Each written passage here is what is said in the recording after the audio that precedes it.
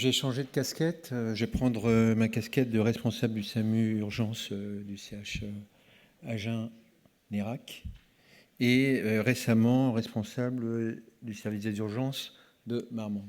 Alors, pourquoi récemment Je vous reprends juste un cours historique. Le Rond Rouge, Marmande, au milieu du Lot-et-Garonne, pour tous ceux qui connaissent le Lot-et-Garonne, donc entre Bordeaux et Toulouse. 2021, au moment où on me demande de voir si on peut essayer de réfléchir à une réorganisation de la structure, il ne restait plus qu'un seul médecin titulaire dans le service. Médecin titulaire qui est parti au bout de 2 mois, donc au bout de 2 mois, 0 médecin titulaire, puis plus d'interne, plus de cadre, plus rien. Voilà. Et du coup, les médecins libéraux se sont dit, bon, bah, si c'est comme ça, nous, on va également arrêter la permanence des soins. Donc ça, c'est le rond rouge. Nous, à Agen, on était le rond vert. On était plutôt heureux, ça se passait jusqu'à présent pas trop mal. Et puis, on voyait qu'autour de nous, c'était compliqué. Et puis là, aujourd'hui, je peux vous dire, c'est vraiment compliqué. Hop, là. Parce que, alors, je ne sais pas où est le pointeur, mais c'est pas grave. Je suis revenu en arrière beaucoup trop.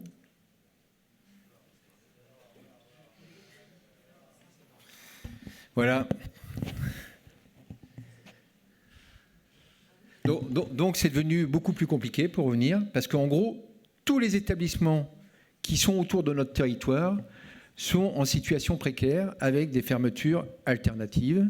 Et nous, cet été, on sait très bien que tous les établissements qui touchent notre département vont fermer à un moment ou à un autre. Donc voilà où on en est aujourd'hui. Et voyant ça arriver, on s'est dit, nous, petit Agenais, ça va être vraiment très, très, très compliqué. Et on va perdre très rapidement également nos équipes. À Villeneuve-sur-Lot, ils vont également perdre leurs équipes. Donc, il va y avoir plus grand monde pour prendre en charge les patients. Donc, on s'est mis à une réflexion territoriale. On s'est dit, de toute façon, l'urgentis, ça va être compliqué. La médecine de ville, ils nous ont dit qu'ils allaient tout laisser tomber. On a vu le projet SAS qui commençait à arriver au niveau régional. On s'est dit, là, il va falloir qu'on fonce. Il va falloir qu'on trouve des solutions très rapidement. Et très rapidement, tous ensemble. Donc, on a commencé à réfléchir et à voir comment, avec notre SAMU, on allait pouvoir anticiper tout ce qui allait arriver dans les mois suivants. Alors, on a commencé par une réorganisation de l'effection. Alors, l'effection, on a tout transformé. Ils nous ont dit, de toute façon, moi, bosser jusqu'à minuit, être de garde jusqu'à minuit, c'est plus possible. Donc, on va tout abandonner. Donc, on a dit, très bien, comment on va rentrer en mode SAS? Ce qu'on vous propose, 18h, 20h, vous êtes en mode SAS. Sur vos territoires historiques, 20h, 22h, vous êtes de garde. Est-ce que vous êtes d'accord? Oui, très bien. Sur les maisons médicales de garde, on vous propose de mettre en place des maisons médicales de garde les week-ends, du samedi matin 9h au dimanche soir 21h. Est-ce que vous êtes d'accord? Oui, très bien. Ça ne nous fera plus qu'une garde sur nos grands secteurs. Donc, on est d'accord. On est prêt à jouer le jeu avec vous. Au niveau de la régulation, il a fallu voir un petit peu comment on serait organisé. Et ce qui a été proposé, c'est l'arrivée de ce médecin libéral qui allait faire la régulation de journée. Et puis on s'est dit, comme les médecins libéraux veulent bien jouer en mode SAS à partir de 18h, ce qu'on va proposer, c'est de renforcer la régulation de l'AMU à partir de 18h. Puis on a une spécificité dans le Lot-et-Garonne, on ne fait pas que chanter. On a également la régulation du GERS de 20h à 9h du matin. Donc, on régule les 2 départements en nuit profonde, 2 départements qui sont, je le rappelle, dans 2 régions différentes. Donc, on a fait notre renfort au niveau de la régulation. Et là aussi, les médecins libéraux ont bien voulu jouer. Après, il restait à mettre le dispositif au niveau des urgences. Alors, au niveau des urgences, on s'est dit, très bien, on va fermer les portes. Alors, quand on a dit on va fermer les portes, on avait un petit historique au niveau de notre département, c'est qu'en 2013, on nous avait déjà demandé de trouver un nouveau dispositif pour la sous-préfecture, l'ex-sous-préfecture de notre département, qui était Nérac. Et ce qu'on avait fait à l'époque, c'est qu'on avait fermé les portes, on avait mis un téléphone dehors 24 heures sur 24, en disant aux gens qui se présentaient devant cet établissement, décrochez et on va vous trouver la solution. Et ça, on le fait depuis 2013, sans avoir jamais eu un seul problème. Donc, on s'est dit, on va le tester. Et je vous ai montré l'établissement qui était en feu au départ. Donc, on a commencé par le tester sur Marmande pendant un été complet pour voir si ça fonctionnait, avec donc les portes fermées et un téléphone à l'accueil. Ça a très bien fonctionné. Et là, on a vu effectivement ce que je montrais tout au jour. Et on a dit, très bien, on va essayer de voir si ce dispositif, on serait en capacité de le mettre en place sur l'ensemble de nos structures d'urgence du département. Et là, tout le monde a été plus que favorable. Et donc, on s'est retrouvé avec 3 établissements publics et un établissement privé qu'on souhaitait être régulés de 18h à 8h du matin. Un des établissements s'est dit « Oh là là, ça va être compliqué, nous, on préfère mettre un agent de sécurité ». Et c'est l'établissement où on a le plus de problèmes, parce que l'agent de sécurité, voyant que son service était souvent complètement débordé, a dit au départ aux patients qui se présentaient « Rentrez chez vous, vaut mieux que vous fassiez le 15 ». Et une fois qu'ils étaient chez eux, on leur disait « Vaudrait mieux que vous veniez aux urgences ». Donc voilà. Mais en attendant, nous n'avons fait aucun accueil physique. Et cela, depuis le 17 juillet 2022, nous n'avons jamais eu aucun problème. Je le rappelle, ce n'est pas négligeable. Alors comment ça marche ? C'est simple, vous voyez. C'est pas compliqué. Hein. Il suffit d'avoir des portes, un téléphone et puis des affiches. On dit simplement aux gens, voilà, si c'est pour l'urgence, vous appuyez sur le bouton rouge. Si c'est accompagnant, vous appuyez sur le bouton bleu. Et dès qu'ils appuient sur le bouton rouge, effectivement, ils tombent sur la régulation et on fait notre travail de tous les jours à la régulation. C'est-à-dire qu'on dit aux gens, oui, attendez, là, un conseil simple suffit. Là, effectivement, on va vous orienter vers un médecin généraliste, tout de suite, dans le cadre du mode SAS, peut-être tout à l'heure dans le cadre de la PDSA, peut-être demain matin, ou bien ce qu'on va vous demander, c'est de revenir aux urgences demain matin, parce que franchement, il n'y a pas d'urgence. Effectivement, il va peut-être falloir faire une radio, mais cette radio elle peut très bien être faite à 9h du matin. Et puis les derniers, vous allez rentrer aux urgences. Et je dois dire qu'en général, c'est assez bien pris par les patients. C'est-à-dire que dès qu'on leur apporte une réponse et qu'ils voient qu'on les a écoutés, ils obtempèrent à ce qu'on leur demande. Alors, quelques chiffres pour vous dire ce qu'on fait quand même dans le Lot-et-Garonne. Et je vous ai donné que les chiffres du Lot-et-Garonne parce que je n'ai pas associé ceux de la régulation du Gers. On a aujourd'hui 125 000 DRM. Et comme vous pouvez le voir, c'est moitié AMU, moitié médecine libérale. Quand on regarde un petit peu plus en détail, on a voulu faire un comparatif entre la région Nouvelle-Aquitaine et ce qui se passe dans notre Lot-et-Garonne. Vous voyez, en fait, les courbes se suivent. Elles sont pratiquement superposables. La seule petite différence, quand vous regardez sur le graphe, c'est sur les mois de... Ah oui, effectivement, je vois que sur la diapo, vous n'allez pas voir grand-chose de différent.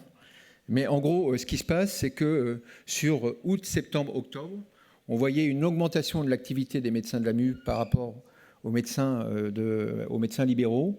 Et c'était au début de la mise en place de notre dispositif, parce que lorsque nous avons mis en place ce dispositif, ce que nous avons souhaité, c'est que ça ne soit que les médecins de l'AMU qui régulent à l'accueil des urgences. On voulait être sûr de bien sécuriser le système. Aujourd'hui, on est dans les discussions avec les médecins libéraux pour voir comment on va partager ces appels. Alors, une fois de plus, quelques chiffres. Vous voyez, donc, la ligne en rouge, c'est la ligne de l'hôpital de Marmande. Donc, au début, on a régulé, puis ça n'a pas trop bougé, c'était plus ou moins en plateau. 17 juillet, mise en place de la régulation sur l'ensemble des établissements de la région. Le bleu pour Agen, le gris pour Villeneuve et le orange pour la clinique qui est à Agen. Pendant 3 mois, c'était un peu dur. Et puis au bout de 3 mois, pouf, tout s'est effondré. Tout s'est effondré. Et aujourd'hui, ce que l'on voit, c'est qu'au départ, où on recevait 45 appels jour, aujourd'hui, on en est à 20 appels jour, donc nettement moins que dans les premiers temps. Alors, juste pour vous voyez ce que c'est que le Lot-et-Garonne, quand même, il y avait un gros recours aux urgences. On avait quasiment 120 000 urgences passages aux urgences en 2019.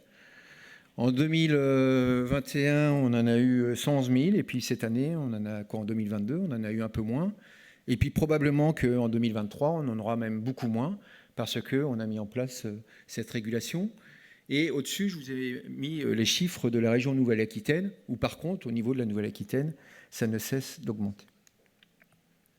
Alors, si on veut regarder un petit peu plus en détail, Bon, on a regardé tout d'abord tous les passages aux urgences, voir ce que ça donnait, parce que c'est bien, on régule que sur certaines périodes, mais est-ce que ça a des impacts sur d'autres? Donc vous voyez quand même, au moment où on régule, ça a un impact, hein, moins 35%. Ah, on ne régule pas, moins 13%. On re-régule, moins 30%. Donc on voit bien que les périodes où on régule, ça a une incidence assez importante. Maintenant, si on prend en compte que les patients qui sont venus avec des moyens personnels, parce que vous vous doutez bien, tous ceux qui sont venus avec un transport sanitaire ont déjà été régulés, ceux-là on les fait rentrer sans problème. Ceux qui viennent avec un transport personnel, ben voilà ce que ça donne, 0 à 8 heures, moins 50%. Et en soirée, 18h-0h, moins 36%. Et puis après, on avait fait la même étude sur les retours à domicile pour voir si on était à peu près toujours sur la même population. Et comme vous voyez, les chiffres, là aussi, se superposent. Alors on s'est dit, bon, bah, très bien, sur une partie de la population, on sait que l'objectif a été atteint.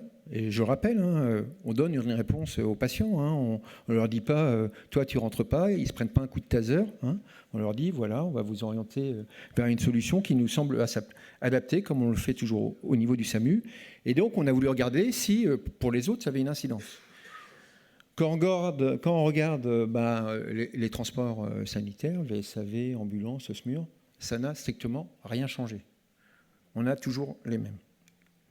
Si on regarde si effectivement tous nos patients sont partis sur les autres départements, parce que ça je peux vous dire que nous on l'a lu dans la presse, hein. On nous a dit vous régulez votre département, vous êtes sympa, on s'en prend plein dans la tronche dans les autres départements, ça n'a rien changé. Si on regarde sur effectivement ce recours à l'établissement, ça a changé des choses. Ça a changé quoi? Ceux qui habitent à proximité des services d'urgence ont moins recours aux services d'urgence qu'avant. Donc en gros, on n'est pas surpris, hein. La population qui faisait du consumérisme au niveau des services d'urgence, aujourd'hui, est réorientée vers une offre de soins qui lui est plus adaptée. Alors tout ça pour dire quoi? Bon, alors, on avait fait notre petite modification de diapo, mais elle n'est pas là, hein. C'est pas grave, on va faire avec cette conclusion. Au niveau de notre département, ça a changé beaucoup de choses. Je vous parlais de Marmande tout à l'heure. Aujourd'hui, il y a 12 ETP à Marmande. Voilà, c'est un service qui fonctionne. J'ai plus de trous dans le planning. C'est la première chose. Au niveau des patients qu'on prend aux urgences, on sait qu'on a diminué le flux des patients au niveau des urgences. Donc, probablement une meilleure qualité de prise en charge pour les patients que nous avons aux urgences. Au niveau des professionnels de santé, on est en train de faire l'étude pour voir vis-à-vis d'eux un petit peu l'impact que ça a eu. Mais nous, on le sait, hein, on l'a vu l'été dernier, ils ont tous passé un meilleur été que d'habitude. Et c'était d'ailleurs amusant, hein, parce qu'on leur disait, mais regardez, les temps de passage n'ont pas obligatoirement diminué. Et ils me disaient, oui, mais tu as vu, il nous manquait un médecin ce jour-là, une infirmière ce jour-là, et puis finalement, c'est passé comme d'habitude. On a vu que travailler avec la médecine libérale, si on se coordonnait bien, ça pouvait marcher. Que finalement, l'éducation de la population, ça se fait assez rapidement. Hein. En 3 mois, il y a eu un changement de comportement. Alors, il faut y aller, hein, mais les gens l'ont compris. Et puis que le point essentiel, et je crois c'est ce qu'on a prouvé toutes les journées aujourd'hui, hein, c'est nos SAMU. Hein. Nos SAMU, ça va être des pivots à longueur de temps. Hein. C'est eux qui sentent ce qui se passe au niveau de notre système de soins, et plutôt ce qui ne se passe pas, ce qu'il va falloir prendre en charge et arriver à remettre dans des filières. Donc aujourd'hui, il faut vraiment penser à nos SAMU et voir comment les structurer pour faire face aux enjeux de demain. Voilà.